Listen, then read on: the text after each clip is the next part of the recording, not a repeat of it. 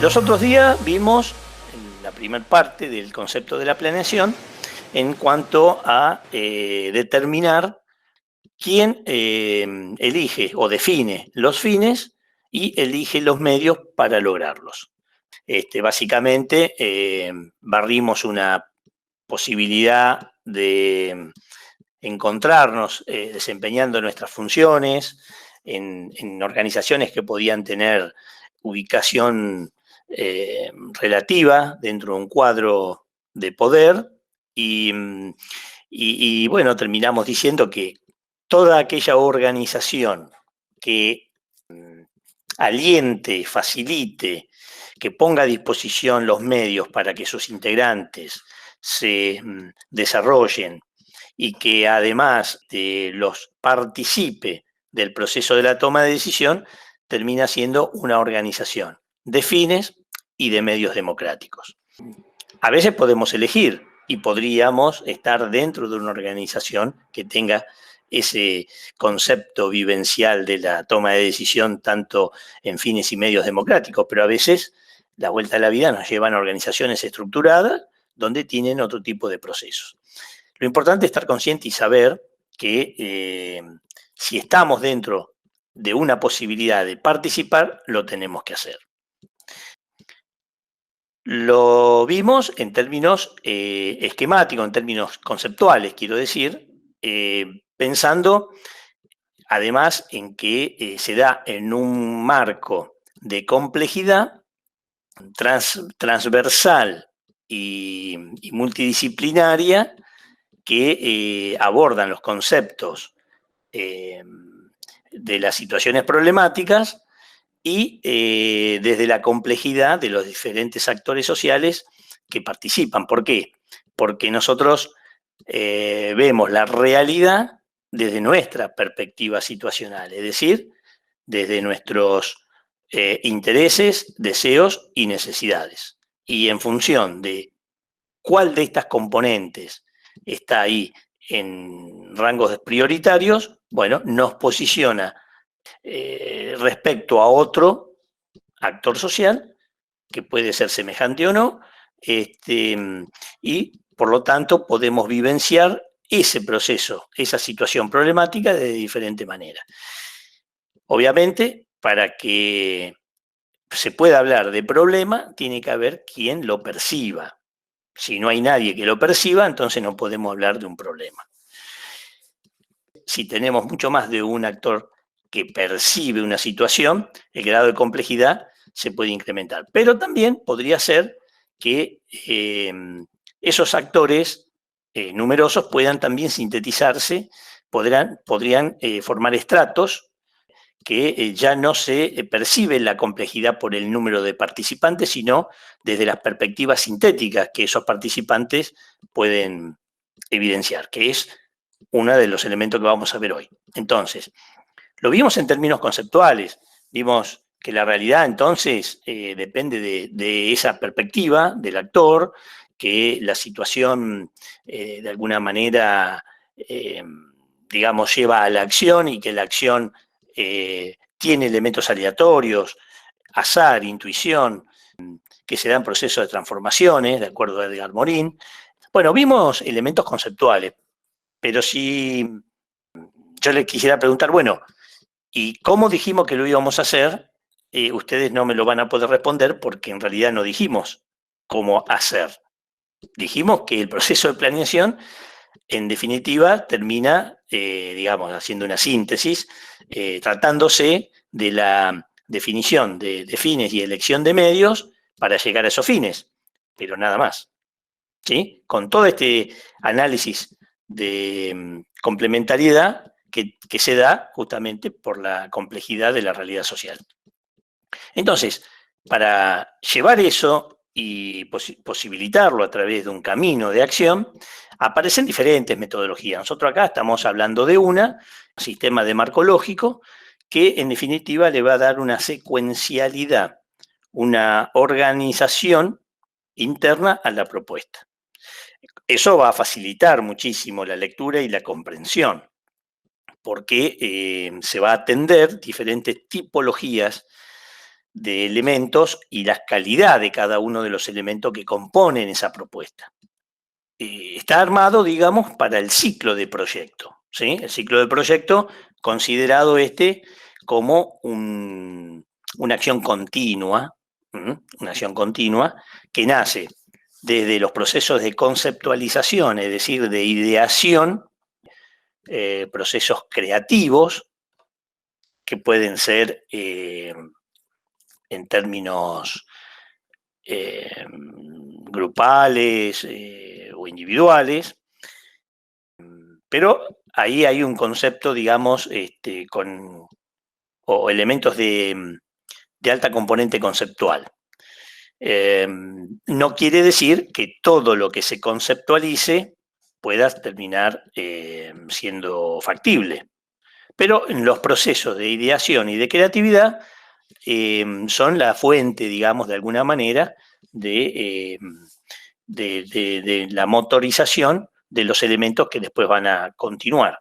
Ahí también tenemos que pensar cuando hablamos de lo factible o de lo posible, bueno, si contamos con esos recursos o con más que con los recursos, con las viabilidades políticas para acompañar las propuestas. Obviamente, esas ideaciones están en función de la percepción de la realidad y de la decodificación de esas situaciones problemáticas donde nosotros vamos a extraer el problema. Teniendo más en claro y sabiendo de qué se trata, podemos pasar a la fase de diseño, donde vamos a poner en juego las estrategias que determinen, bueno, pasar de medios a fines, es decir, la utilización de los medios para la obtención de los fines, para los logros. Esas fases de diseños, bueno, dependerán también de la participación y de la articulación transversal de muchos de involucrados, que podrían ser numerosos o no, y que también puedan establecer condiciones de borde que faciliten o complejicen, digamos, o paralicen, si ustedes quieren, la ejecución, la implementación del diseño de ese plan. En realidad sería del proyecto, ¿no? Porque conceptualmente es plan, programa y proyecto, ¿sí? El plan contiene el programa y el programa contiene el proyecto. Entonces acá lo que estamos trabajando es la implementación de un proyecto. Entonces esa ejecución, bueno, si ya estamos en la etapa de ejecución es porque lo que conceptualizamos y lo que diseñamos es posible de llevar adelante. Y están disponibles los recursos, está la voluntad política para definir seguramente normas, regulaciones, ya sea tanto en lo que corresponde al acompañamiento del proyecto como a la posibilidad de uso, de habilitación de lo que ese proyecto proponga. Porque imagínense que estemos hablando de, no sé, a ver, supóngase que fuera un laboratorio, no sea un hospital, que sea un laboratorio para la producción de vacuna, por ejemplo, ¿no es cierto? En esta etapa que nos toca vivir. Entonces, no basta con el cascarón, digamos. Después los procedimientos, las normas, las regulaciones y los protocolos se tienen que cumplir. Entonces, cuando hablamos de la viabilidad o el acompañamiento de la ejecución del proyecto, también se puede extender a la funcionalidad o operacionalidad de eso que hemos logrado hacer. Y como no es un proceso de inicio-fin, sino que es un proceso de que es continuo, porque evidentemente ese ciclo de proyecto puede tener diferentes etapas. Lo cierto es que hay que seguir, evaluar, monitorear el desempeño, y ese desempeño requiere seguramente atender las desviaciones que se puedan producir, generando emergentes entrópicos o ajustándose, si ustedes quieren, a ese esquema originalmente diseñado. Entonces, si nosotros tenemos, por un lado, ¿no?, las desviaciones con incremento de entropía, o si por el contrario la efectividad con la cual nos desenvolvemos es extraordinaria, bueno, podría ser que estemos logrando los propósitos con mejor rendimiento, digamos, ¿no? Entonces, ahí tendríamos, si ustedes quieren, una disminución del desorden interno y por lo tanto una menor entropía. Pero si el análisis, digamos, la observación de las desviaciones son del punto de vista entrópico, bueno, va a requerir entonces generar acciones para normalizar esa cuestión. Por lo tanto, el ciclo comienza otra vez, ¿no? Conceptualizar, diseñar y ejecutar en función de los nuevos esquemas organizacionales previstos.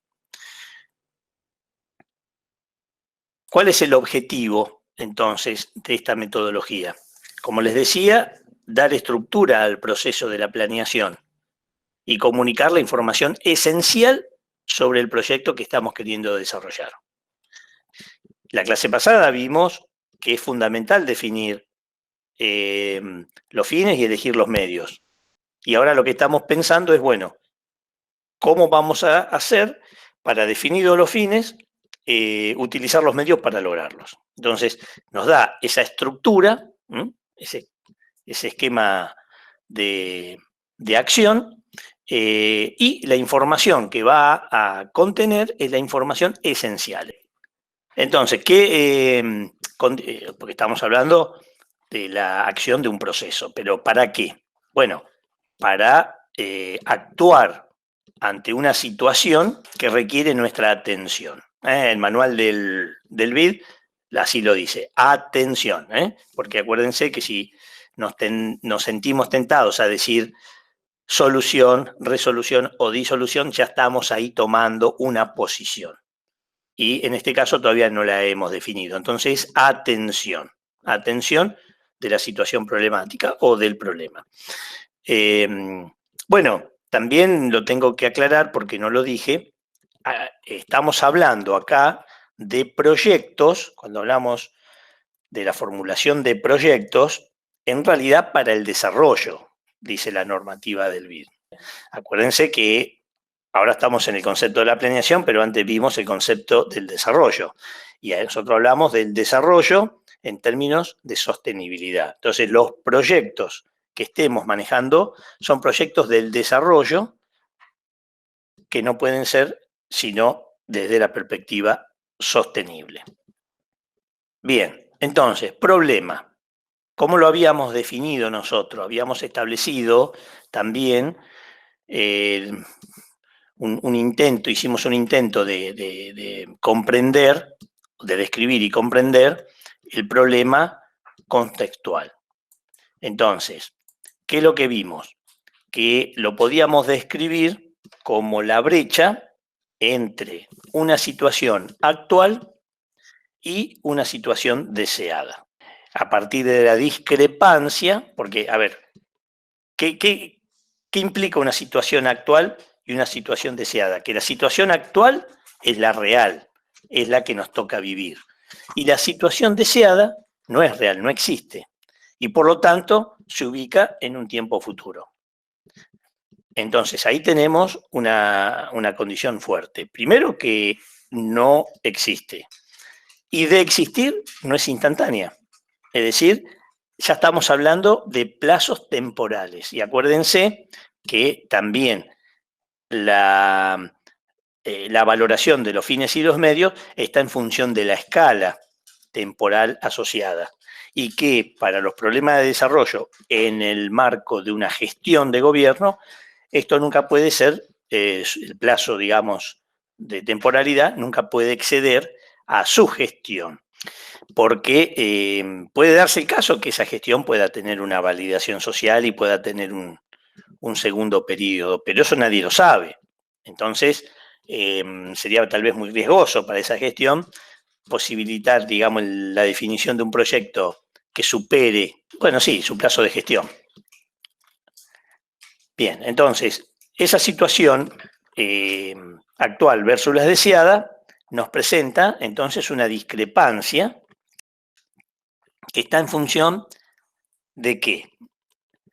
De la insatisfacción que se da porque estamos viviendo de una manera y nos gustaría vivir de otra, o quisiéramos percibir la realidad con cambios importantes y no se dan, por lo tanto nos encontramos inconformes, y bueno, se sintetiza en un malestar social, porque esa insatisfacción e inconformidad ya no se vive desde la perspectiva de un actor, sino se vive desde la perspectiva de un colectivo social.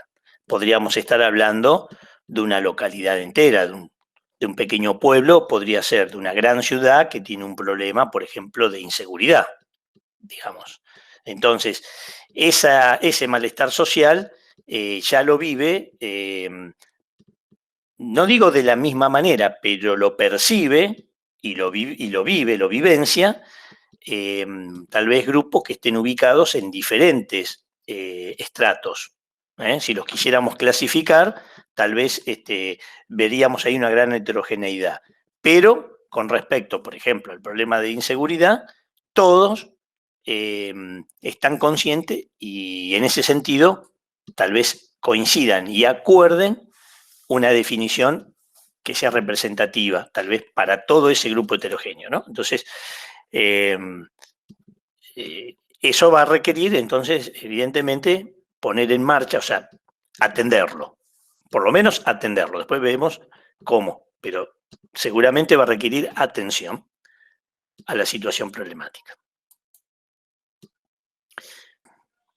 Acuérdense que también ahí estamos pensando en esa posibilidad de comparar entre nuestras fortalezas y debilidades, entre las amenazas y oportunidades, y de acuerdo al balance, bueno, cuánto más potencia tiene ese problema o no.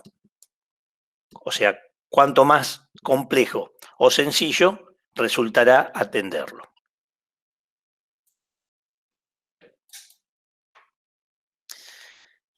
Así que entonces, conversados los temas generales, vamos a empezar a trabajar con el análisis del diagnóstico por la identificación de los actores que están involucrados dentro de este proceso. Es una de las herramientas más dinámicas del método de marco lógico, que no se refiere al actor, digamos, en términos individuales, sino en términos grupales. Por lo tanto, a ver si me deja acá. Sí. Normalmente es una conformación de un mapa de relaciones que pueda agruparlo. Bueno, podría llegar a ser grupos que se conformen desde el punto de vista poblacional. Podrían ser, por ejemplo, grupos etarios, podrían ser por género, podrían ser por ubicaciones de localidades, por algunos intereses en común que puedan también identificarse, y todos otros grupos que puedan ser clasificados desde el punto de vista de lo poblacional. Podría ser por ingresos también, otra por profesiones. Bueno, ya van viendo que hay una amplia variedad de conformar esos grupos. También podría ser desde el punto de vista del sector público, es decir, que estos grupos estén conformando parte de las reparticiones de gobierno, los ministerios, las carteras, los gobiernos locales, las empresas estatales también, todo lo que esté, digamos, en el ámbito público. Bueno, si ustedes ven que está el ámbito público, también podemos hablar del ámbito privado. Entonces, en ese otro grupo podríamos incorporar a las empresas, por ejemplo, de cierto peso específico, que puedan tener cierta influencia en el proceso de la toma de decisión. Las cámaras de comercio, cámaras industriales, organizaciones, digamos, que nucleen al sector privado. También podemos pensar grupos que pertenezcan a las organizaciones civiles, organizaciones no gubernamentales, sin fines de lucro. Podrían ser también el sector político, con sus organizaciones jurídicas, digamos, establecidas, y también podrían ser organizaciones externas, es decir, organizaciones que puedan tener vínculo con la problemática, pero que no son, digamos, locales, por ejemplo, ¿no? Entonces podrían ser organizaciones incluso que posibiliten el financiamiento. Vamos a suponer que nosotros estamos acá hablando de una metodología que podríamos presentarla y aplicarla a entidades que no sean directamente el BID, por ejemplo. Pero podríamos estar pensando en que esta problemática, esta propuesta, que gira en torno a una problemática, se la presentemos a la propia entidad que aplica, digamos, la metodología, ¿no? Que la tiene como bandera. Entonces podríamos considerar también a esa organización que en definitiva va a tener una influencia, va a tener un peso específico en la ejecución del proyecto. ¿Sí? Así que, bueno, entonces como organización externa podría considerarse organismos multilaterales de crédito, podría considerarse ONGs o, la que se me viene a la mente ahora, por ejemplo, podría ser Greenpeace o de alguna otra naturaleza parecida, que podría tener intereses, que podría tener o manifestar intereses respecto a esta propuesta.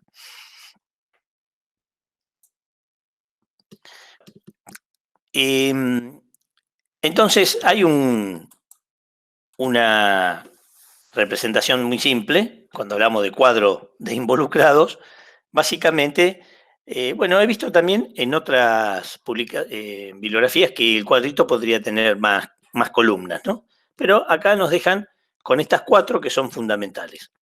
El primero es lo que ya vimos recién, la primera columna es identificar grupos. Fíjense que el cuadro establece un renglón por cada grupo. En cada renglón nosotros tenemos que volcar información. Obviamente ese renglón se puede ampliar, digamos, pero no hay varios renglones por cada grupo identificado. Lo identificamos por grupos, no por individuos. Eso es la primera condición. Tal vez de todos los que yo les mencioné recién, haya algunos. No necesariamente tienen que estar todos porque eso va a ser función de la problemática que estemos tratando, del proyecto de desarrollo que se trate. ¿Sí? En función de la tipología del proyecto, bueno, habrá tal vez una posibilidad de tener representantes de todos esos grupos mencionados o no. La segunda columna es la identificación o la visualización de los intereses que cada uno de estos grupos identificados manifiestan en torno al proyecto de desarrollo, a los cuales están siendo vinculados. Entonces ahí, Quique, ¿cómo se puede establecer? Porque en el slide anterior podíamos tener, por ejemplo, ejecutores, opositores. Y acá cuando uno establece los grupos, podemos decir que los intereses pueden ser intereses de estar a favor, de estar en contra, o claro, específicamente los intereses. Y sí, fíjate, por ejemplo, si justo te está tocando describir los alguno de estos dos globitos que están aquí, Sí. que los identificamos o los clasificamos por una condición, que son los indiferentes. Es decir, estos tipos no están participando del ruido del juego social. Y ¿Sí? ahí está. ¿Y cuáles serían entonces los intereses de este grupo Claro, indiferente? entonces, No tienen interés. bueno, el tema es cómo hacemos para que estos sí participen, porque estos pueden tener recursos y mandatos, ya lo vamos a ver, que puedan facilitar o entorpecer. Es decir, si nosotros sabemos que van a vincularse para entorpecer, quisiéramos seguir dejándolo en indiferente, ¿no? Claro. Pero tal vez si logramos ponerlos a favor, la participación de ellos puede coadyuvar a la viabilización del proyecto. Entonces, lo que nos interesa entonces es determinar cuáles serían esos intereses en función de la problemática. Esos grupos podrían tener algún interés, no directo, porque cuidado, que estos grupos que acabamos de mencionar pueden estar involucrados en forma directa o indirecta al proyecto.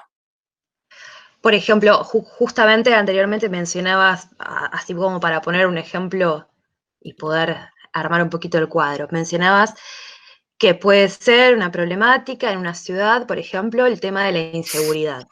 Entonces acá podríamos clasificar algunos grupos, ¿no?, que están interesados en resolver esta problemática de la inseguridad, y también tenemos los indiferentes, ¿no? Entonces, ¿cuáles serían los intereses de aquellos que son indiferentes con la problemática de la inseguridad? Que, como vos decís, obviamente son actores que directa o indirectamente son parte de este esquema. Claro, Pero, y ¿cómo sí, los podemos establecer dentro de este cuadro? y lo que pasa es que como no estamos hablando de un grupo, porque ¿cuál es el tema? Que el grupo de involucrados eh, puede hacerse a partir de una previsualización del equipo ejecutor o de los expertos, digamos, ¿no? Pero en realidad eh, el cuadro este se llena con el aporte de cada uno de esos grupos que están participando. Es decir, no es que vos estás deduciendo cuál es el interés de ese grupo, porque vos tal vez identificaste, bueno, en el tema de la inseguridad van a participar, no sé, grupos del ámbito público, grupos del ámbito privado, seguramente, vamos a suponer, ¿no? Va a haber un representante de la Cámara de Comercio, va a haber un representante de la Cámara Industrial, va a haber un representante del Ministerio de Seguridad, va a haber un representante de las organizaciones sociales y populares que tienen conformación, que tienen forma jurídica. Nosotros no tenemos que presuponer cuál es el interés de ellos.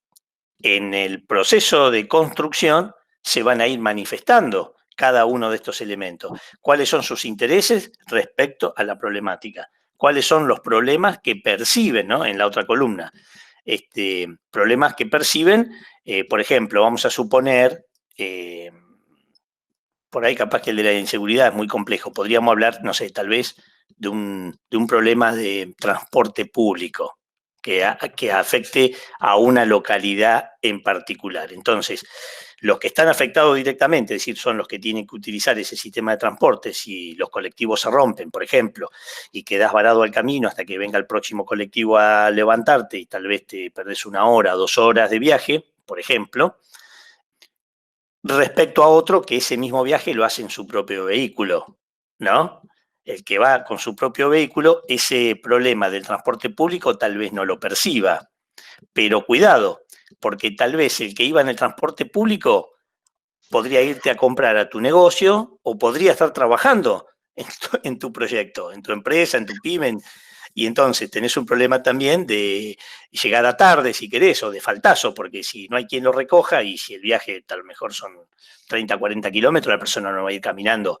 Bueno, suponte que decida ir caminando. Cuando llega, terminó la jornada laboral, digamos, ¿no? Sí, sí, lo que entiendo ahora es que pensaba que tal vez esta columna de intereses se llenaba a partir de supuestos de cuáles No, eran los intereses de cada grupo, pero no, ahora me doy cuenta que es una no. cuestión de indagar. Nosotros sí lo podemos hacer en un ejercicio académico, en un ejercicio áulico y hacer esas suposiciones. Porque si querés hacer... Profesor, lo podemos evaluar, disculpe que le interrumpí, el tema de intereses en relación al beneficio. Bueno, en realidad es en términos del proyecto, porque el interés, por eso te digo, no lo podemos establecer nosotros, porque justamente ese puede ser un error importante, el suponer cuál es el interés de un grupo. Claro, por Porque, ejemplo, del que va a financiar mi proyecto, depende del caso, el interés puede ser netamente económico o puede ser, por ejemplo, De posicionamiento. sí, o mismo de que para las PPS industriales estoy dentro de ADIMBRA, de la Unidad de Vinculación Tecnológica, y la semana pasada hicieron entrega de un premio de 300.000 pesos a emprendimientos. Y ese es un grupo, o sea, cada proyecto estuvo dentro de la incubadora y los estuvieron asesorando, y eso también es un grupo de interés, y lo que ellos buscaban no era algo económico, lo de la unidad, sino era fomentar la innovación, entonces cada grupo va a tener un interés distinto. Lo importante sí, sería saber identificarlo, ¿no? nosotros aquí, como ya les dije, estamos hablando de una metodología que normalmente se aplica en el ámbito de los proyectos de desarrollo, donde justamente lo que se persigue es la sostenibilidad sistémica, es decir, si estamos hablando de sostenibilidad, la componente rentable tiene que estar, por supuesto, pero no es la única. Ya vamos a ver, bueno, cuando veamos el análisis de alternativa, porque el solo análisis de sostenibilidad a los fines de la implementación de la metodología no es suficiente. Es una componente necesaria, pero no suficiente. Fíjense qué interesante lo que estamos diciendo, porque si nosotros, a ver, por ejemplo,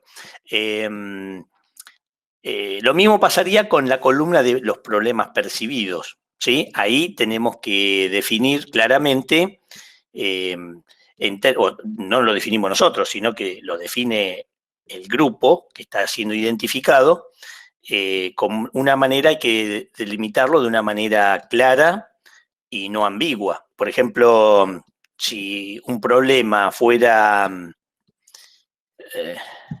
No, el mismo ejemplo que estabas dando recién, el transporte público. Podemos sí, armar grupos de usuarios, grupos de sí, automovilistas, grupos de ciclistas, grupos bueno, de... pero suponete que Cada uno va a tener una percepción, o sea, claro, problemas diferentes. sí, pero lo que quiero decir es, si describimos el problema, lo tenemos que describir de una manera clara y precisa. Por ejemplo, no sería, digamos, correcto decir procesos burocráticos en la toma de decisión, por ejemplo, ¿no? O en la Claro. aprobación de proyectos, vamos a suponer. Eso es una redacción incorrecta. Lo que se tiene que poner, porque el proceso burocrático va a existir, y que exista porque así es como funcionan las organizaciones. Pero entonces, no es un problema en sí mismo el proceso burocrático. Lo que es problemático es que ese proceso burocrático, por ejemplo, demore más de lo debido. Entonces, el problema no es el proceso burocrático, sino es la demora en la aprobación de proyectos. Entonces, así es como hay que describir el problema, ¿eh? Con claridad, digamos, y con, digamos, sin ambigüedad. Bueno, los recursos y mandatos tal vez sí podría quedar tal vez más en manejo del equipo de expertos, porque eso surge, digamos, como información natural del grupo identificado. Si nosotros estamos hablando, por ejemplo, de una organización gubernamental, podemos conocer claramente cuál es el organigrama, cuál es la norma pública que lo define y el alcance de actuación y qué recursos, o sea, qué presupuesto maneja. Eso es tal vez posible, digamos, ¿no? A no ser que se trate de un grupo identificado, pero que no se le tiene datos, y entonces se le tenga que pedir a ellos que especifiquen este tipo de datos, digamos, ¿no? Cuáles son los recursos y mandatos. Entonces, en definitiva, lo que estamos queriendo decir aquí que la participación activa de estos grupos es fundamental. ¿Por qué? Porque nosotros lo estamos haciendo partícipe del proceso de la toma de decisión que lo va a influenciar, esa decisión los va a influenciar, y como habíamos visto, el que participa de esa norma, de ese proceso, se siente identificado y por lo tanto entonces va a incrementar la probabilidad de acompañar algo que él identifica como propio. Entonces, cuanto más afuera de ese proceso quede los grupos, seguramente más resistencia después a la instrumentación del proceso por una cuestión de no identificarse y de no pertenecer. Perdón, Quique, ¿me podés repetir por favor lo de recursos y mandatos, que no me quedó muy claro? Claro, bueno, mandatos, el mandato tiene que ver, a ver, déjame avanzar porque creo que hay una... Bueno, esto cuando digo es uno de los elementos más dinámicos, ¿por qué? Porque el cuadro de interesados, o de involucrados, perdón, no es que se hace ni bien iniciamos el proceso, ese ciclo que vimos hoy. Esto es continuo. ¿Por qué? Porque así como puede haber de entrada un grupo, un conjunto de involucrados, pueden, con la ejecución del proyecto, salirse e ingresar otros nuevos. Entonces, si no percibimos la salida y por lo tanto la entrada de otros, podemos llegar a tener una distorsión de esa realidad que empiece a generar condiciones de borde anómalas y por lo tanto perjudiciales. Por eso es un ciclo continuo y dinámico. A ver, acá están las preguntas frecuentes y tal vez esté en lo que vos querías decir, o lo que me preguntaste recién, Caro. Sí, justamente, que es un mandato. Muy bien. Bueno, yo me veo tentado ahora en este momento para decirte que te lo respondan algunas de las chicas, ¿no? Pobres. Bueno, para que no les veo la cara, a ver. No están con las fotos. Estamos todos, está... Sí, acá el único que me está acompañando, y haciendo mérito es Juan Emilio. Pero ahí es ahora holograma, apareció. es un holograma de Juan. Sí. Es el representante, Juan Emilio. Sí. Ustedes se sortean, ¿no? Se sortean. Yo siempre estoy, pero... Es para no siempre gastar estás con la cámara apagada. Lo que pasa es que está cargado el dado, siempre le toca a Juan Emilio. Por eso hoy tenía preparado el fondo, todo. Sí, claro, es verdad. Es verdad. Te voy a decir una cosa, Este es el original. Es el original, Juan. Tiene menos Juan? libros este. Este es el original. El que tengo atrás en el fondo este es el posta. Dos preguntas asociadas, o preguntas asociadas a los aspectos clave que estamos viendo. Uno más o menos ya lo dije, que fue cuándo utilizar el análisis de involucrado. Entonces, no es solo al principio, sino es de manera continua. Eso hay que estar revisándolo constantemente. Por eso, la naturaleza dinámica. Puede ser que los interesados no se modifiquen desde el inicio al fin, pero lo más probable que sí lo hagan. ¿Por qué? Porque la propia implementación del proyecto puede entonces generar o extender sus acciones y alcanzar tal vez a grupos que no se visualizaron anteriormente. Con respecto al mandato, recurso y mandato, el mandato, digamos, porque acá estamos hablando de grupos que están organizados esquemáticamente de una manera formal. Porque si fuera solamente un grupo de vecinos, ese grupo de vecinos no tiene representatividad jurídica, digamos, a no ser que conformen una organización civil, por ejemplo. Pero si solamente se juntaron, nada más, para expresar una opinión, sí, está bien, expresan la opinión, pero no tienen un mandato, no hay un estatuto, no hay una descripción que lo encuadre dentro de algún tipo de organización que prevea una formalidad en los procedimientos. Y la formalidad de los procedimientos se debe ver desde la implementación o de la aplicación o de la asignación, sería la palabra adecuada, desde la asignación de sus recursos en torno al proyecto de desarrollo que estemos tratando. Podría decidir invertir, o sea, poner en juego todo su recurso o parte de su recurso, pero lo puede hacer porque tiene el mandato, la autoridad legal para hacerlo. Entonces, por ejemplo, vamos a suponer, en el colectivo estudiantil, ustedes se pueden reunir para pedir, supónganse, el tema de las bandas horarias. A la oferta académica en los 3 espacios de horario. Claro. Mañana, tarde y noche, ¿no? Entonces, hay materias que sí ofrecen esa banda horaria y hay otras materias que no se puede ofrecer mañana, tarde y noche porque, bueno, tal vez habría 5 alumnos o 6 alumnos por cada banda, digamos, ¿no? Sería imposible sostener un esquema así, pero, bueno, independientemente de que se pueda o no se pueda, ustedes pueden hacer el pedido lo pueden hacer, nadie le va a negar que hagan el pedido. Ahora, ¿cuál es el mandato de ustedes? Entonces, el pedido ese, ¿a través de quién lo van a hacer? No de quién, ¿de qué? Del Consejo Estudiantil. O sea, van a iniciar la actividad desde la perspectiva política, Por supuesto. ¿no? Sí. Y eso en manos de quién está. Del centro de estudiantes, ¿o no? La componente política estudiantil se nuclea en torno al centro de estudiantes, ¿sí? Podrás estar en el sector oficialista o podrás estar en el sector de la oposición, digamos, pero se supone que ahí confluye las iniciativas del sector la representatividad, sí. Entonces después el que va a llevar ese pedido es el representante estudiantil dentro del consejo, ¿verdad? Puede pedir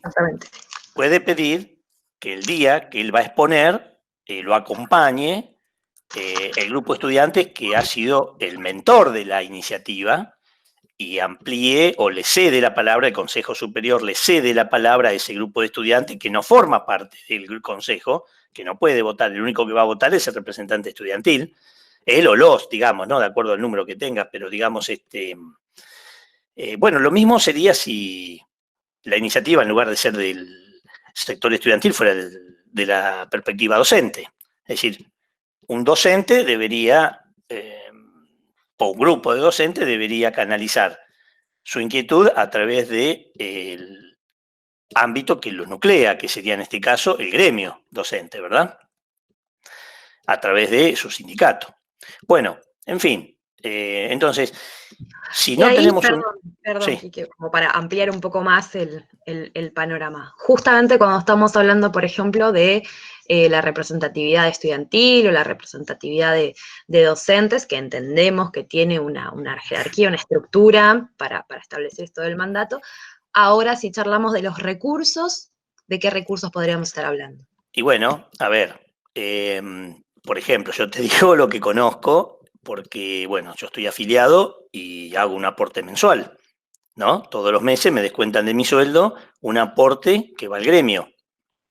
Entonces, por ejemplo, mirá, ahora entregaron sillas ergonómicas con descuento, digamos, ¿no? Con un valor que está por debajo del de mercado. Entonces entiendo de que ese beneficio pudo haber sido logrado por una compra tal vez en cantidad, porque tal vez, bueno, no fuiste a comprar una silla, sino como gremio te presentaste y capaz que compraste 300 sillas, no sé, entonces no es lo mismo comprar una que 300, y tal vez porque podría haber sido además subsidiada la compra, porque tal vez el gremio podría decir, bueno, yo tengo tantos pesos que lo pongo en la compra, y entonces al docente, en lugar de salirle 15 pesos, le sale 13, por ejemplo, porque 2 pesos puse yo como gremio, digamos, ¿no? Por silla. Entonces, ese es un recurso. El otro puede llegar a, bueno, un recurso. Ese puede ser una instrumentación de un recurso. La otra puede llegar a ser la utilización en épocas, por ejemplo, veraniegas, de acuerdo con algunos ámbitos más populares o no, o demandantes o no, del interés, digamos, de las personas por visitar, y entonces vos podés llegar a tener ahí desde la posibilidad de una oferta propia, ¿no? De tener un hotel propio, como hay muchos gremios que ya tienen muchos años y que por supuesto tienen un aporte mensual importante, entonces tienen su propio ámbito de recreación, o podés generar acuerdos y convenios con cadenas ya existentes, donde si, bueno, si van mis docentes, un porcentaje de descuento X, ¿no? Entonces, pero el que va a hablar no es el docente, es decir, no lo hace ni siquiera un colectivo de docentes, no lo hace alguien que no está dentro de una estructura formalmente constituida, ¿sí? Entonces, los recursos pueden ser, ya sea por una cuestión como la que te mencioné, de un aporte, es voluntario, ¿no? Pero, porque si vos no te querés agremiar, no lo haces, es decir, no aportás. Pero una vez que te agremiaste, ya el aporte se hace.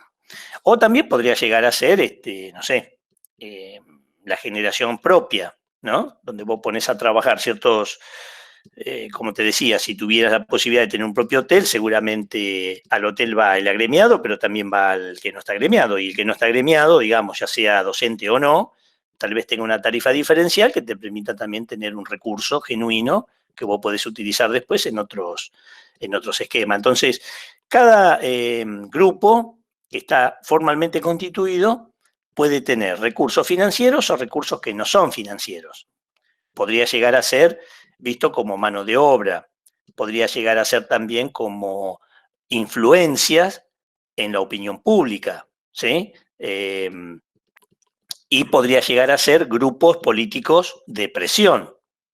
Claro, ahí está una parte interesante, ¿no? Cuando uno puede hablar de recursos, generalmente puede hablar del recurso económico, de recursos humanos, pero esto que vos planteás del recurso de la influencia en la opinión pública, guarda, era una cosa que no la estaba teniendo en cuenta. Claro, y puede llegar a ser hasta más importante que un recurso financiero, porque puede darse el caso de que vos reúnas los recursos financieros para implementar el proyecto y podría quedar varado, podría quedar imposibilitado si esta presión, si esta influencia lo transforma en negativo y en definitiva no se viabiliza la voluntad política. Viste, yo te hoy hablaba de, bueno, las aprobaciones, las regulaciones y demás. Entonces, es también para tenerlo en cuenta, porque si no, solo pensamos en dinero. Y hay muchas otras, claro que siempre podemos, a través del dinero, homogeneizar, digamos, ¿no? Y poner en equivalencia cuánto vale esta acción. También podemos hacerlo, pero no es práctico, no es necesario. Acá lo que importa es que esos recursos pueden estar en juego, ¿m? Y, bueno, viabilizar o no la propuesta que estemos llevando adelante. Sí, ahí también se ve cómo las redes de contacto pueden ayudar, ¿no? Porque si yo conozco a un fulano que sé que me puede ayudar, va a tener un mayor impacto que capaz si no lo tengo. Por más que cuente con recursos humanos, por ejemplo, pero no con los contactos. Claro. Siempre, acuérdense que cuando vemos el concepto de redes de contacto, es el capital intelectual y el capital relacional del emprendedor, digamos, ¿no? Y que esa red de contacto se maneja en términos personales, pero también en términos institucionales, porque nosotros, obviamente, todas las instituciones están formadas por personas, digamos, pero podemos actuar en términos personales, pero también podemos ser representantes de esas instituciones. Entonces se mezcla bastante, dependiendo también, ¿no? de la personalidad de cada uno, ¿no? Que quiera hacerlo, que lo posibilite, digamos, ¿no? Que quiera que eso sea algo evidente, pero puede ser, digamos, no hay un límite muy claro, ¿no? Entre qué es lo personal y qué es lo institucional. Pero bueno, sí, estas, digamos, posibilidades están y hay que tenerlas muy presente porque podríamos creer entonces que nosotros la tenemos resuelta porque logramos conseguir ese financiamiento, pero después operativamente se hace inviable porque los otros factores tienen más fuerza. Acuérdense que nosotros habíamos dicho, fortalezas, debilidades, amenazas y oportunidades, ¿no? Entonces puede ser que esas amenazas licúen las fortalezas y nos hagan exhibir las debilidades mucho más que la fortaleza que tengamos. La otra herramienta que estamos viendo ahora son vimos la herramienta de diagnóstico, ahora vamos a ver la herramienta de análisis, tanto la de actores involucrados como la de análisis de problema son herramientas de diagnóstico. Y el análisis de objetivo y definición de acciones son las herramientas que van a posibilitar la transformación de las causas en medios y de los efectos en fines. Pero ya lo vamos a ver. Bueno, análisis de problema. Cuando hablamos del árbol de problema, es un árbol, así como ustedes lo ven en la gráfica, digamos, ¿no? Observen que las causas están ubicadas en la raíz del árbol. El problema constituye entonces el tronco, y los efectos son las ramas. Así, digamos, se puede visualizar claramente cuando nos estamos refiriendo a causas y efectos. Así tenemos entonces una mirada esquemática del árbol de problemas. La metodología dice que nosotros podemos poner los niveles necesarios para la comprensión del árbol o para la configuración del árbol de problema. Por eso, bueno, normalmente los ejemplos que yo he trabajado o los problemas que yo he analizado, a veces raramente superan los 3 niveles, pero sí, la metodología lo deja bien en claro. El número de niveles son los necesarios para configurar un esquema que sea entendible y que, no termine anulando lo que queremos hacer, ¿no? Se identifica ese problema, que lo denominamos problema focal, que queremos atender, e inmediatamente empezamos a configurar la causa que lo produce. Fíjense que sería, en este caso, para nuestro esquema, el nivel 1. Entonces, ahí tal vez tendríamos que haberle puesto causa 1.1, causa 1.2, ¿no es cierto? Porque se refiere al nivel 1. En el nivel 2 sería causa 2.1, causa 2.2, causa 2.3. Lo voy a arreglar para la próxima exposición. A medida que nosotros vamos identificando las causas que producen, fíjense, si nosotros vemos desde abajo hacia arriba, desde el nivel 3 al nivel 2, al nivel 1, las causas de nivel 3 son las que provocan las causas de nivel 1. Las causas de nivel 1, perdón, las causas de nivel 2. Las causas de nivel 2 provocan las causas de nivel 1 y la causa de nivel 1 confluye en el problema focal. Eso es lo que estamos viendo en este esquema. Y también lo que observamos es que algunas causas pueden estar interconectadas, es decir, que pueden ser, digamos, provocadoras de más de una causa. Como ustedes pueden ver allí, la causa 2, ¿no?, del nivel 2 tiene aportes de la causa 1, de la causa 2 y de la causa n del nivel 3, por ejemplo. Entonces puede haber un efecto multicausal. Claro que eso es muy esquemático y es muy fácil y simple ponerlo así. en un diagrama de esquema, pero no es tan simple y sencillo comprender esa multicausalidad. A veces se presenta, digamos, de una manera más fácil de identificar y otras veces no. Entonces, al no identificar esa multicausalidad, obviamente, entonces también estaríamos configurando un esquema incompleto. El árbol de problemas es una herramienta muy poderosa, pero tiene dos limitaciones que, bueno, de alguna manera hay que tenerla presente a la hora de desarrollar la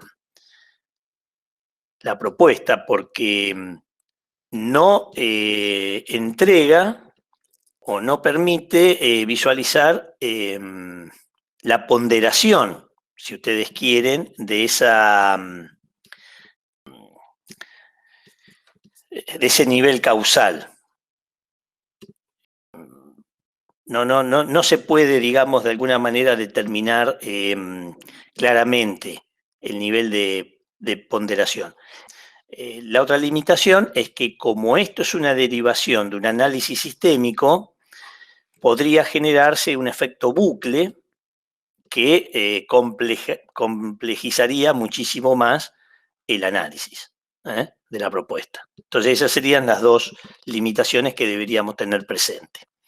Bueno, yo les voy a mostrar ahora el ejemplo extraído de ese manual que les compartí, donde, bueno, ya no hablamos en términos esquemáticos, sino de un ejemplo de caso. Le saqué el nombre de la localidad. El ejemplo dice alta tasa de enfermedades en la localidad tal. Pero bueno, a los fines prácticos no importa en qué localidad es. No era de acá tampoco, creo que es de una localidad de Centroamérica. Entonces, se identifica como un problema para la localidad, esa localidad que se menciona en el manual, que la alta tasa de enfermedades requiere atención. Es un problema que requiere atención. ¿Por qué? Y bueno, entonces empezamos a ir hacia abajo. Los malos hábitos, ¿a qué provocan esa alta tasa de enfermedades? Por ejemplo, los malos hábitos de higiene.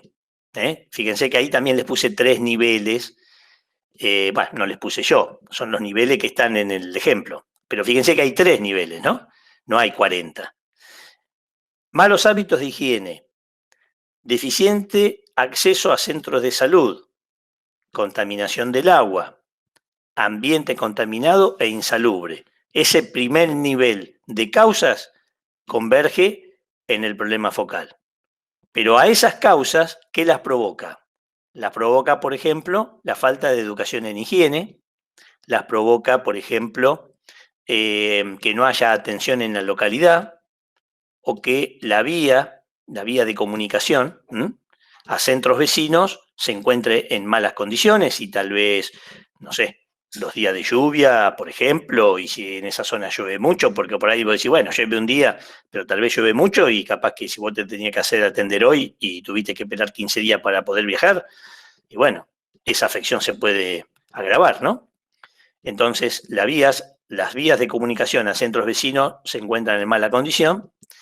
Por ejemplo, un problema que es muy común en algunas localidades donde no hay una existencia de alcantarillado. Guarda que ellos le llaman alcantarillado al sistema de evacuación discretas, porque a veces nosotros acá le decimos alcantarilla y es el cordón cuneta, digamos, que lleva las aguas pluviales, digamos, ¿no? de lluvia. Entonces, en este caso, el alcantarillado es el sistema de recolección de excretas, ¿no? De evacuación de excretas.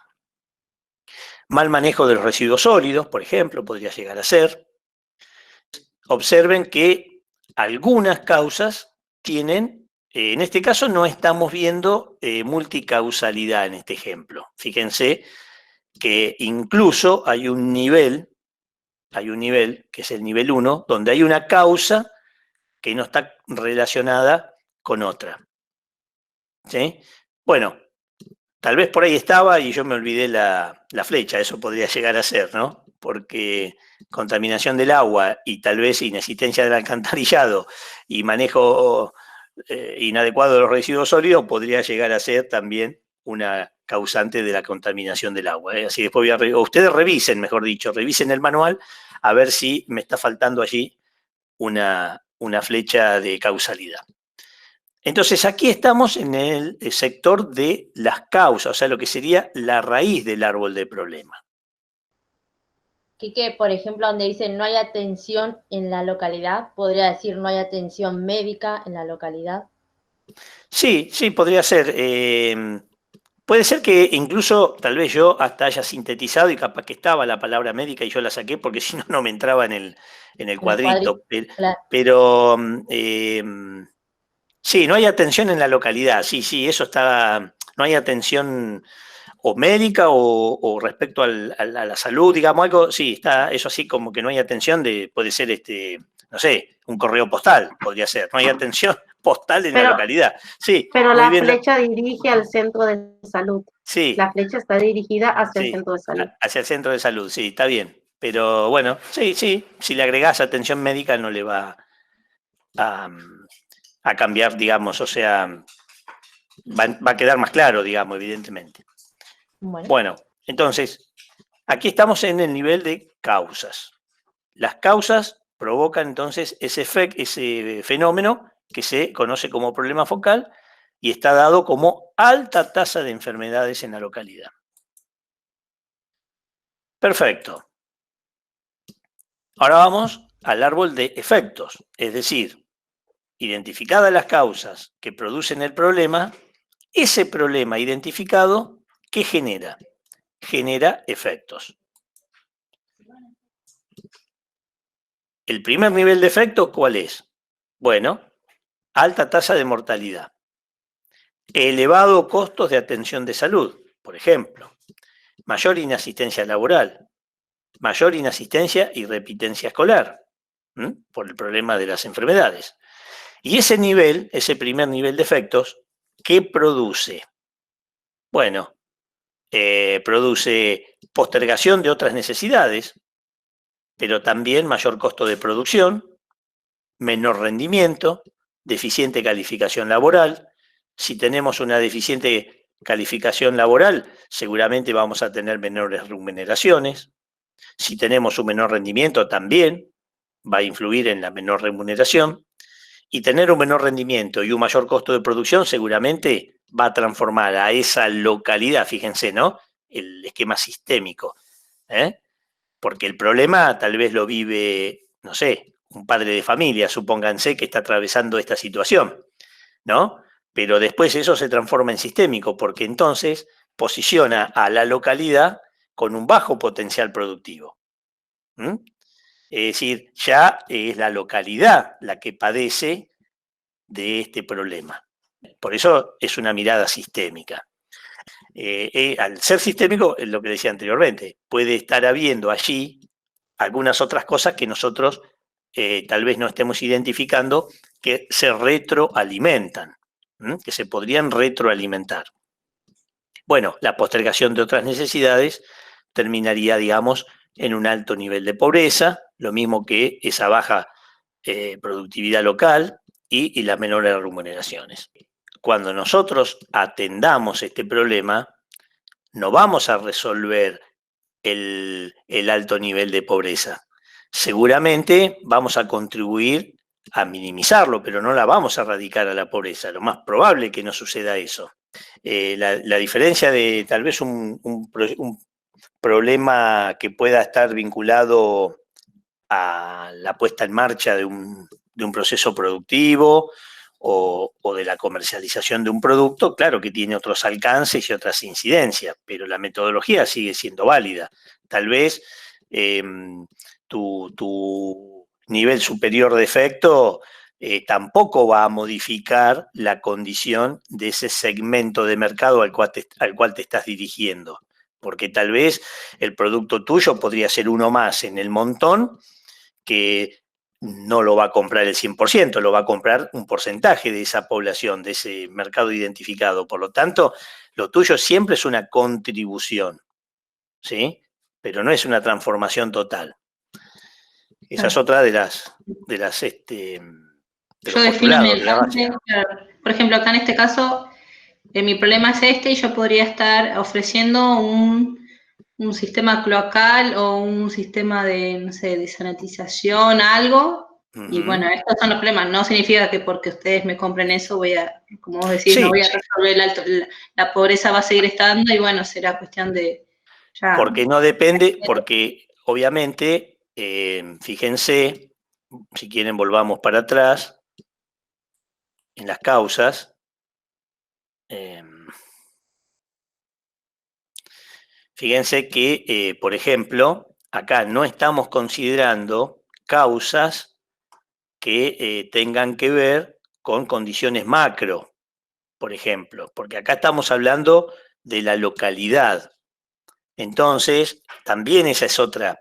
¿Quién es el ejecutor del proyecto? ¿En manos de quién? ¿Desde qué perspectiva estamos haciendo la formulación de la propuesta? ¿No? Eso también Aquí que, por ejemplo, yo estuve utilizando esta herramienta del árbol de problemas. Estoy estudiando la diplomatura en género y políticas públicas en Flaxo, Uruguay, y mi objeto de estudio para este año es justamente las mujeres en ingeniería. Y estoy reduciendo el alcance, más que nada, al conurbano bonaerense. Porque por lo que está escrito, por lo que los papers que están publicados y demás, hay un montón de, digamos, algunas estadísticas acerca de las mujeres en ingeniería a nivel nacional, a nivel Buenos Aires también, pero no hay mucho acerca del conurbano bonaerense, entendiendo que las mujeres del conurbano atravesamos por otras realidades.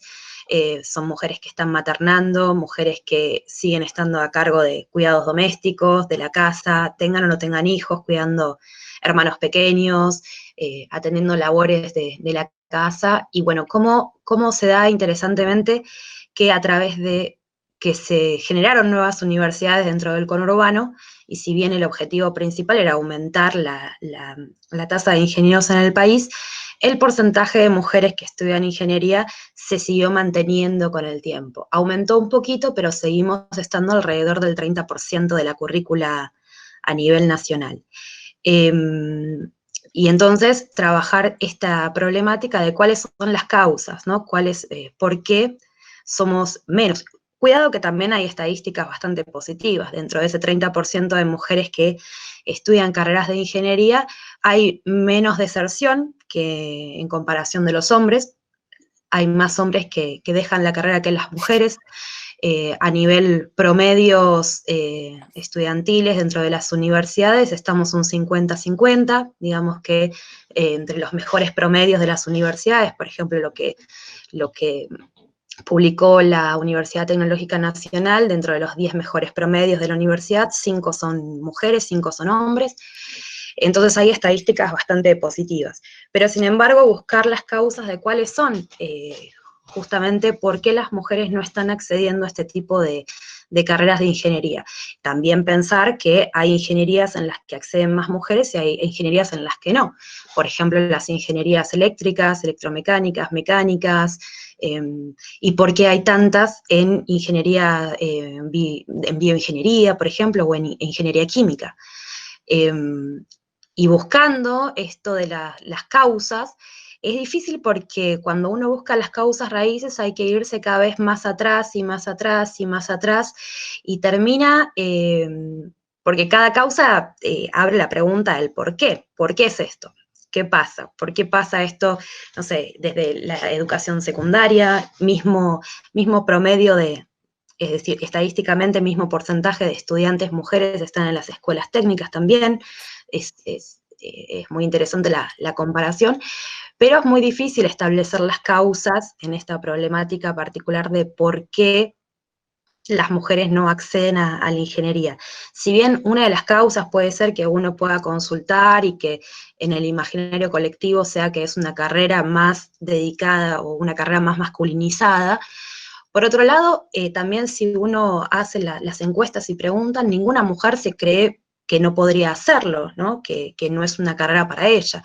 A nivel matemática, por ejemplo, pensar de que las mujeres no son buenas en la matemática, cuando tenemos el mayor porcentaje de mujeres que son docentes de matemática. La mayoría son mujeres las que son profesoras de matemática en el nivel secundario, por ejemplo.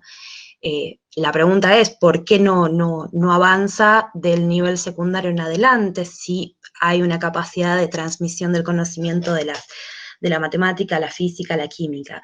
Entonces, hay ciertas problemáticas sociales interesantísimas siempre de abordar, pero que las causas son muchas. Tal vez las consecuencias, a medida que pasa el tiempo y uno va investigando cuáles son los grupos afectados, pueden extenderse un poco más, pero las causas a veces se entremezclan mucho. Hay que ir a distintos sectores, a distintos momentos, para entender cuáles son las causas originales de esa problemática. No, evidentemente es una secuencia multicausal por las cuales se da este tema, este fenómeno. Habría que ver cómo esto está planteado en el resto del mundo. No tengo ningún dato, ¿no? Pero estaría casi segura que en el resto del mundo, en el primer mundo, esto no se debe dar, de que haya una marcada diferencia, porque me parece que hay un estereotipo social de que la mujer no puede hacer una ingeniería porque es, entre comillas, una carrera de hombre. Bueno, los aspectos culturales juegan una incidencia muy importante que se va retroalimentando, o se fue retroalimentando de generación en generación. Entonces, si desde el vamos ya a vos te presentan que ese no es un ámbito de desempeño adecuado, y bueno, vos lo tomás como natural, lo naturalizás, y entonces dentro de tus opciones no la tenés. Entonces, al no tenerla, obviamente, no la elegís. Ahora, con respecto a lo que decía Carolina de las profesoras y demás, sí, lo que ocurre es que el ámbito de desempeño es totalmente diferente, porque termina siendo la docencia, no la ingeniería. Es decir, esa persona que tiene acceso a procedimientos, digamos, procesos cognitivos complejos, como puede ser todo lo que es el ámbito físico-matemático, vos querés decir que también tiene entonces la capacidad y la condición para acceder a los procesos ingenieriles. No hay ninguna duda. Lo que totalmente diferente es el ámbito de desempeño, a dónde ella va a ejercer la docencia y a dónde iría a ejercer la ingeniería. No la va a ejercer en un aula. El campo muchas veces asocia la ingeniería a la matemática. Y si bien tiene mucho... No hablo específicamente de la profesión, sino que la estigmatización que hay entre que las mujeres, o las niñas personalmente, porque esto parte desde la niñez, de que las niñas no son tan buenas en las matemáticas como los niños. Entonces, desde ahí me baso. Después, el ámbito de desempeño profesional, obviamente es otro debate, pero inicialmente, te lo comento porque justamente uno, cuando busca las causas raíces de esta problemática, inevitablemente se tiene que transferir a la niñez y la educación inicial de los niños y las niñas. No, por supuesto, pero además una cuestión que la propia formación de la ingeniería hizo que también fuera así, digamos. Cuando yo cuando recién ingresé a la universidad, bueno, había elegido ingeniería electrónica, ¿no? Y éramos un grupo de 200 estudiantes donde creo que había 4 chicas en 200. Después éramos todos varones y no fue hasta que, bueno, me cambié, dejé electrónica y después hice civil, donde ahí tuve un número mayor de compañeras, considerablemente mayor, y bueno, ya me di cuenta que sin haberme ido de universidad, sin haberme ido de facultad, simplemente por un cambio de carrera, había presenciado una transformación del estudiantado, de la componente, digamos, estudiantil. Sí, es muy relativo eso, porque bueno, como decía Carolina, en bio, está bien que somos 3 gatos locos, ¿no? Somos re poquitos, pero es un 50-50. Hay la misma cantidad de hombres que de mujeres. Y en industrial es casi, debe ser un 60 hombres y 40 mujeres, me parecen. Yo veo muchas mujeres en industrial, pero por ejemplo en electromecánica no debe ser así, pero por el ámbito de trabajo también. O sea, yo cuando analicé anotarme en qué carrera, electromecánica era una opción, pero después, saben que después las materias que había no me gustaban, pero el ámbito también digo, ¿dónde voy a trabajar? No me veía muy tan entre fierros, por así decirlo, entre maquinaria. Entonces me pareció que industrial era una más de... Bueno, igual cambió mucho eso, me parece a mí, porque yo trabajo en una empresa de servicios y tareas que antes estaban, solamente hacían hombres, tareas técnicas, cambiar tubos fluorescentes, tapar baño, nosotros hoy en día lo hacen mujeres. Eso me parece medio antiguo lo que estamos planteando. Hoy en día hay mujeres chicas que salieron de la secundaria, recién recibidas, que la empresa las está tomando y están haciendo los trabajos que hacen los muchachos. Cambian tubo.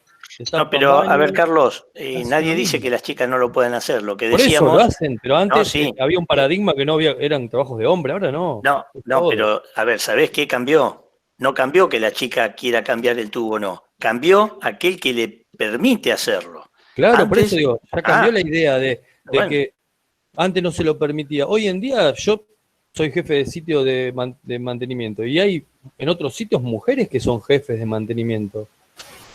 Sí, pero no estamos hablando de la capacidad o de no, que... pero que se permite ahora, eso es lo que yo digo, que no hay cambió, para mí cambió, no es como antes.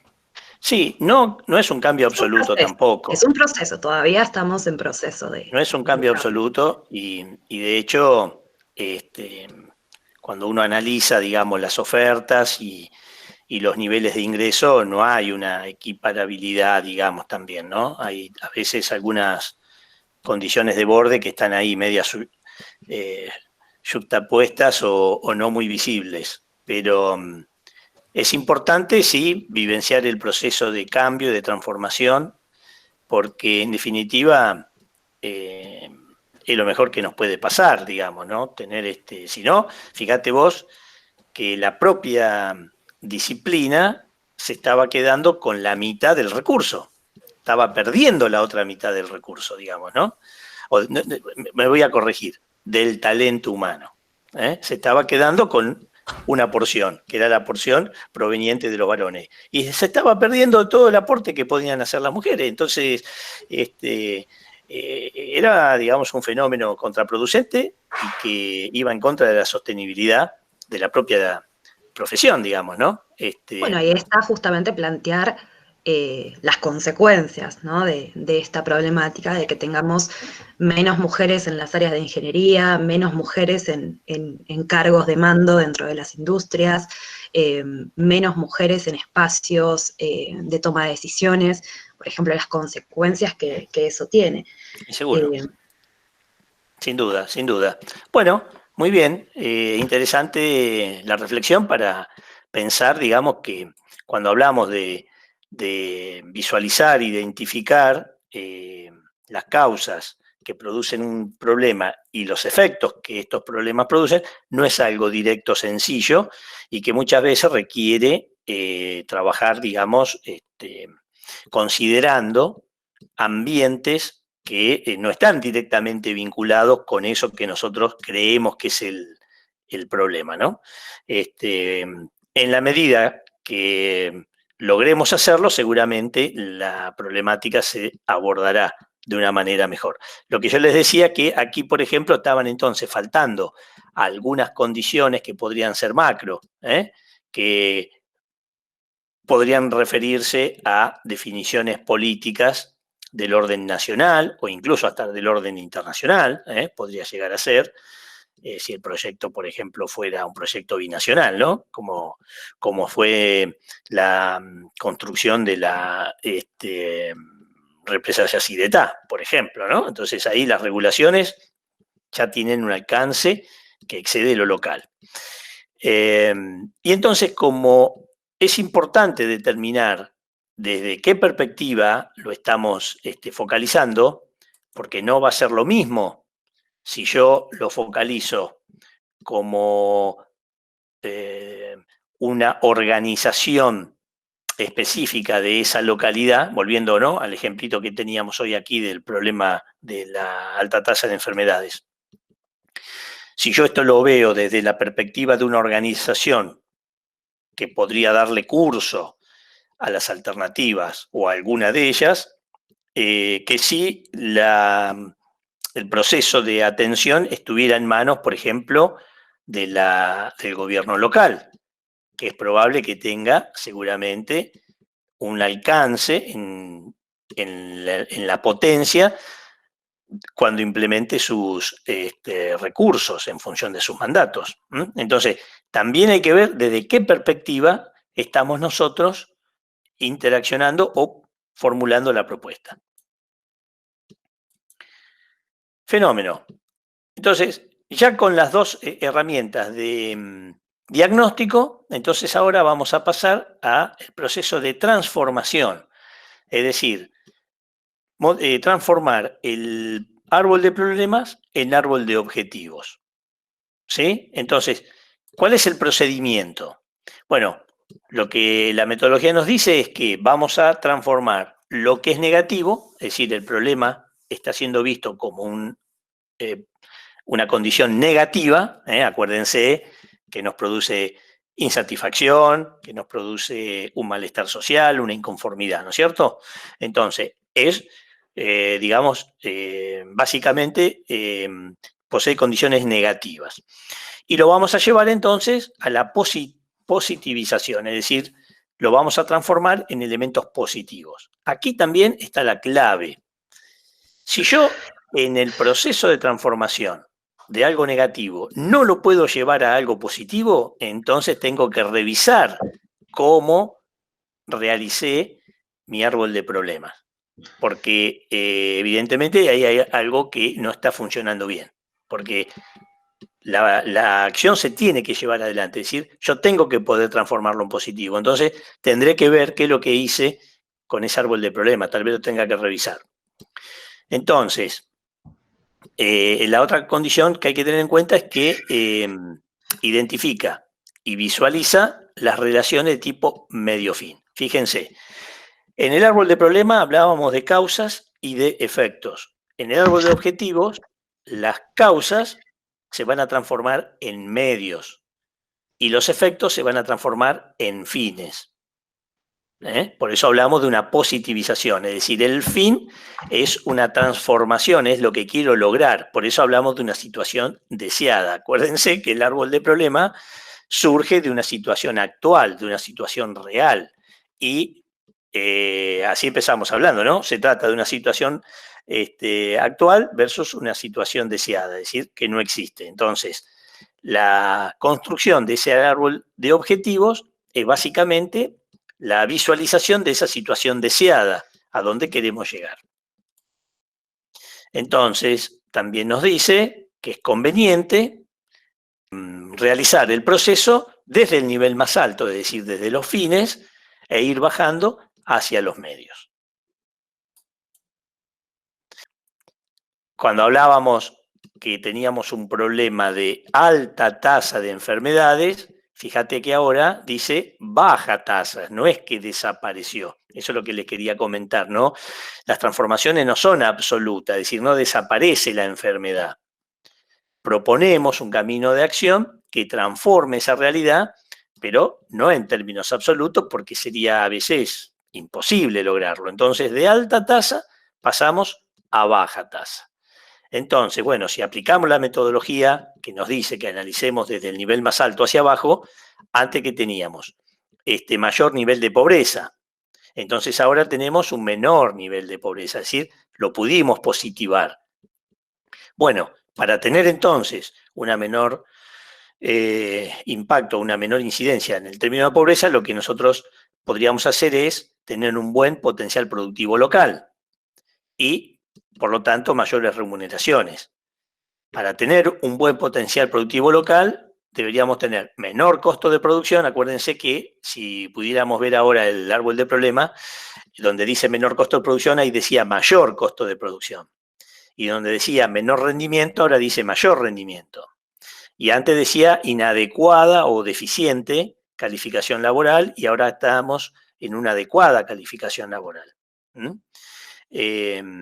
Bueno, y así hasta llegar a la baja tasa. Y entonces, ¿por qué hay una baja tasa?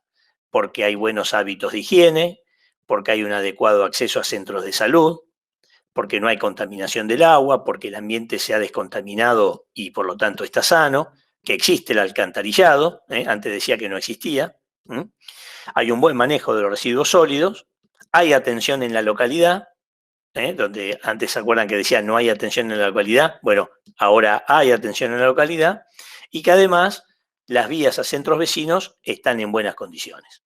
Por lo tanto, entonces, hay un adecuado a los centros de salud, ya sea el centro local, el centro en nuestra localidad, o yo puedo hacerme ver en centros vecinos. ¿Qué debemos tener en cuenta para esto? Que es posible que cuando armemos el árbol de objetivos nos encontremos con algunos huecos, estemos viendo que nos está faltando algo, como que esto solo así como está no se sostiene, no va a avanzar, no va a prosperar. Bueno, evidentemente entonces es válido reformular los objetivos que estén, porque puede ser que lo hayamos hecho de una manera no correcta, no digo incorrecta, pero no correcta por lo menos, y entonces no está dando, el emergente no tiene la potencia, o por otro lado podría llegar a ser que no se trate de la reformulación del objetivo, sino que es necesario incorporar objetivos que no están tenidos en cuenta, y por lo tanto al no estarse dentro de lo visualizado o de lo visible, no va a ser posible llevar adelante la propuesta. Y también se podría dar el caso que esos objetivos podrían no ser realistas, es decir, podríamos estar suponiendo, cuando hicimos la transformación de lo negativo a lo positivo, y estaríamos, por ejemplo, considerando algo que no va a ser posible. No va a ser posible porque tal vez no existan los recursos, o porque tal vez tecnológicamente no lo podamos hacer, o porque estamos poniendo allí una esperanza, digamos, ¿no? Una expectativa que no se va a lograr. Entonces también es posible, cuando veamos configurado nuestro árbol de objetivos, si eso es necesario hacer. Pero se puede hacer, es válido, y eso entonces ¿qué haría? Reconfiguraría de alguna manera y le daría sostenibilidad a ese análisis de objetivos. Pero ahí no termina la cosa, porque hay que definir acciones, ¿sí? Que en definitiva están vinculadas ¿con quién? Con los medios, que estamos, acuérdense que de causas pasamos a medios. Entonces, las acciones tienen que ver el modo de poner en juego y de utilizar esos medios que estarían disponibles. Y digo estarían disponibles porque son el universo de recursos con el cual nos manejamos. Entonces, las acciones tienen que tener posibilidades reales de ser llevadas a cabo, es decir, tienen que ser factibles.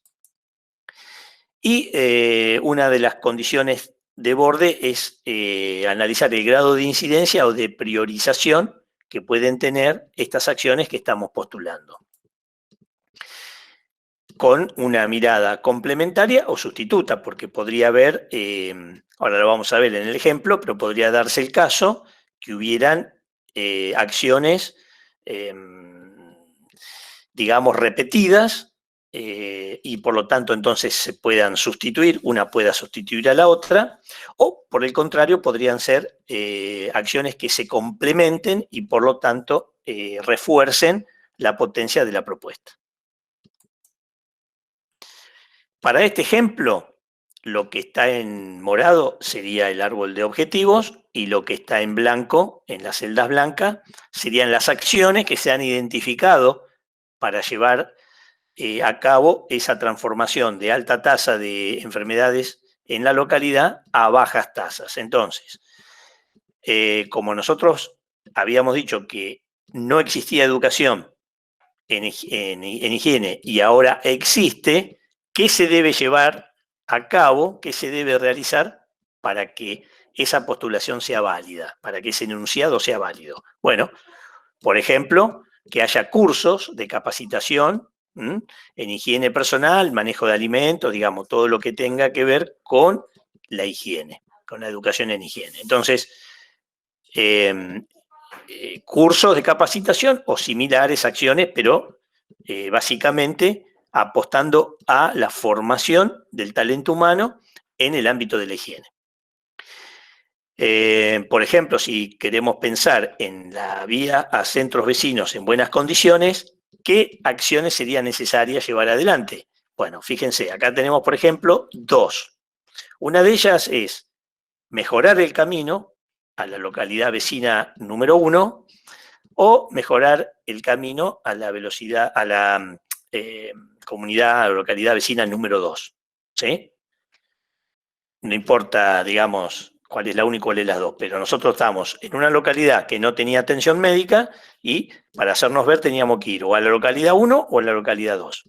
Pero las vías de comunicación estaban destruidas. Ahora, si las queremos en buenas condiciones, evidentemente tenemos que hacer acciones que mejoren ese camino. La mejora del camino puede ser una traza totalmente nueva, puede ser la repavimentación de la existente, en fin, todavía no estamos viendo el detalle. Pero también tenemos la otra que tiene que ver con la atención en la localidad. Y para que haya atención en la localidad, se debe tener la construcción de un centro de salud. Entonces, fíjense, en esta trilogía que acabamos de mencionar, mejoramiento de las vías de comunicación a la localidad 1 y mejoramiento de las vías de comunicación a la localidad 2. Conjuntamente con la construcción de un centro de salud, ¿qué ocurre? Que estaríamos desarrollando actividades que se pueden sustituir, ¿sí? Porque si arreglo los caminos, entonces, ¿para qué voy a tener una atención local, digamos? ¿No? Porque entonces ya la gente se va a poder hacer ver al pueblo vecino. Entonces, arreglar los caminos y construir un centro comunal, digamos, de atención de la salud en la comuna, estaría demandando la inversión de recursos que tal vez no tengamos. Entonces, ahí estaríamos viendo actividades que se pueden sustituir. Bueno, después tenemos construcción de sistema de alcantarillado, construcción de una planta de tratamiento y mejorar la recolección y disposición final. Bueno, fíjense cómo son, en aquel caso, complementarias, digamos, ¿no? Porque la construcción de un sistema de alcantarillado, ¿no? De recolección de evacuación de excretas y el tema de la planta de tratamiento, no es que una puede sustituir a la otra. En ese caso hay una complementariedad y por lo tanto una mejora sistémica. En ese caso hay que pensar en la viabilidad de ese conjunto de alternativas que, como lo muestra, digamos, el manual que les pasé, no basta solo con el análisis económico, social y ambiental, sino también el análisis situacional desde la perspectiva de la organización que va a llevar adelante la formulación y la ejecución del proyecto.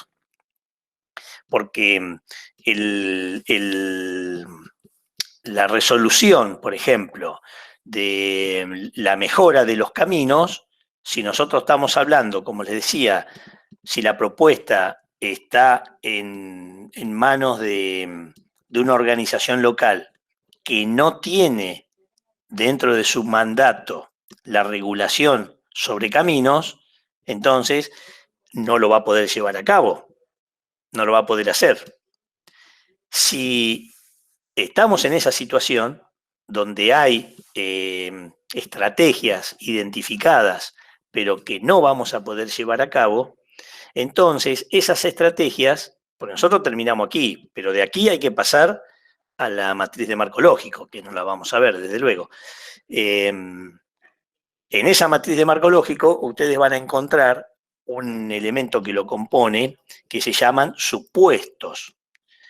Son aquellas estrategias que no podemos desarrollar nosotros porque no está bajo nuestro ámbito de gobierno, digamos, no la tenemos bajo control, entonces se las pone como supuesto, que son condiciones fundamentales para que se logre el proyecto. Es decir, no la hacemos nosotros, pero alguien la va a tener que hacer. Si ese mejoramiento del camino, porque si nosotros vamos por una estrategia en la cual priorizamos entonces mejorar el camino y no construir nuestro centro de salud, pero nosotros no la podemos hacer porque la construcción de camino no está en nuestro ámbito de posibilidades, vamos a necesitar que la institución, organización, dependencia que le corresponda, sí lo haga. Es un supuesto que sí se tiene que dar porque se transforma en un elemento crítico para la consecución de las actividades que continúan. Porque si ese supuesto no se da, no se va a dar lo que sigue después.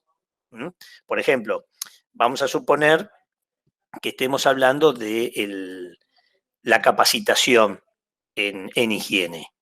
Fenómeno. Nosotros podemos tener los capacitadores, podemos tener los contenidistas, es decir, aquellos que desarrollan los contenidos de la propuesta, saben exactamente cuál es el objetivo, el alcance, el rigor, cómo se diseñarán las prácticas para que esa capacitación entonces sea capacitación y entrenamiento. Fenómeno. Pero se tiene que dar un supuesto. ¿Cuál es? Que haya quien tome la capacitación. Y tal vez yo estoy en condiciones de asegurar la calidad de la propuesta.